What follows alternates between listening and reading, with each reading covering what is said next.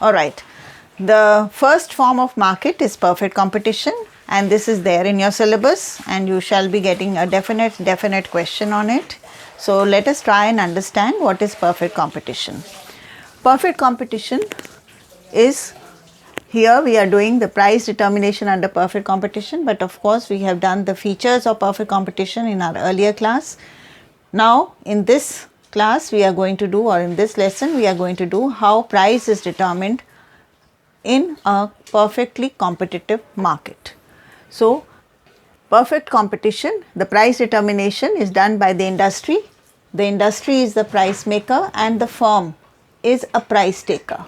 That is the basic feature of perfect competition, because under perfect competition there are large number of firms and each firm is only producing a small proportion of the total amount produced by the industry. The total supply of every firm is a small portion, a minuscule portion in the industry.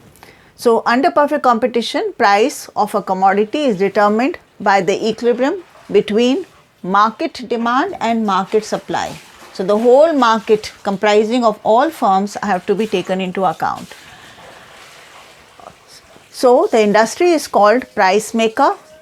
Here demand and supply represent total demand and total supply of the industry. No single or individual firm can influence the price because its share in the total supply is insignificant.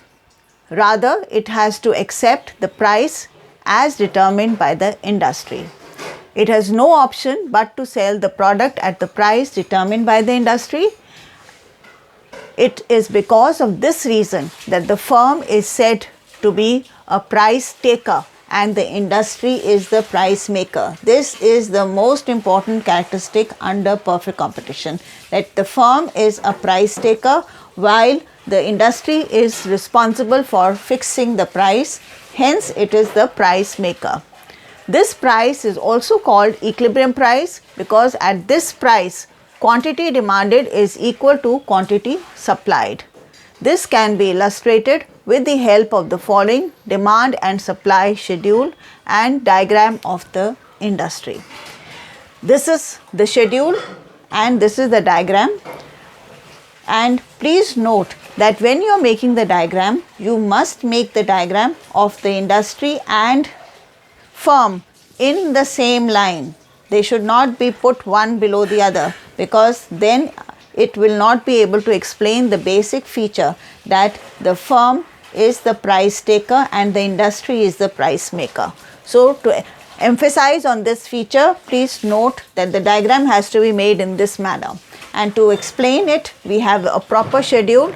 Industry, here we are taking about a few people, or we have not specified the number of firms, it can be n number. The price is increasing from 2 rupees to 4, 6, 8, 10. Demand is decreasing at the lowest price. The demand is the highest, but the supply will be the lowest. Hence, the demand is decreasing as price increases, but supply is increasing as price rises.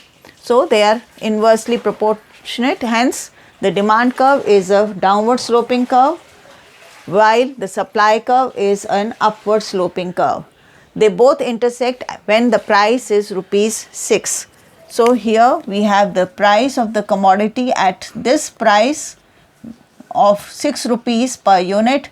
We find that there is an equilibrium achieved by the industry, and the industry is supplying 60 units of this commodity. So the quantity sold is given here and the total revenue received by the firm is given in this column. The average revenue and marginal revenue are the same for the firm. Please understand that.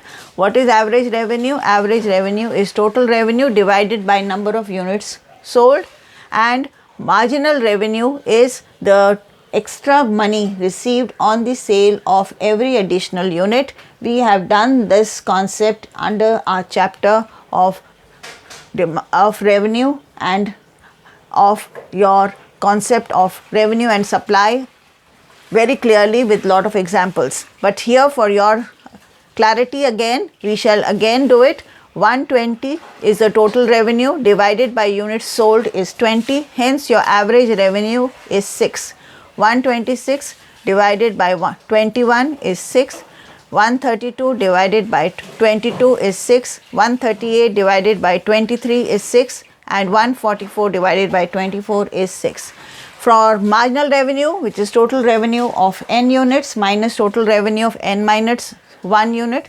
So we take the value of 126 minus 120 is 6.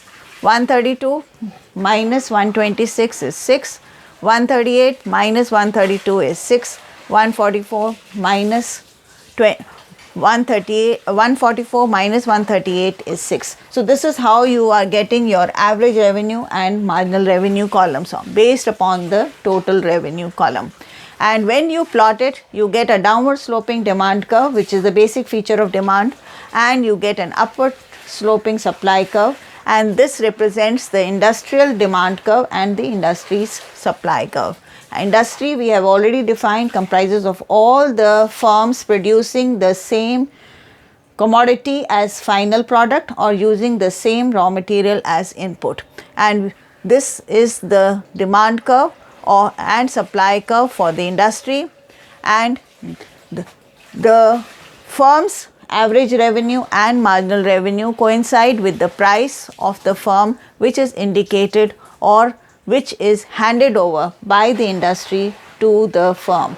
So after fixing the price by the industry, each firm has to accept that price, and on the basis of the price given, the firm will produce the output so that gradually it may make profits.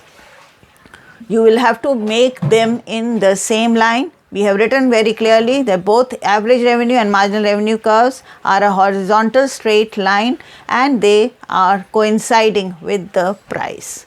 So please make the schedule and the diagram in this manner. That is to be treated as a correct way of doing it. So I'll continue posting more videos and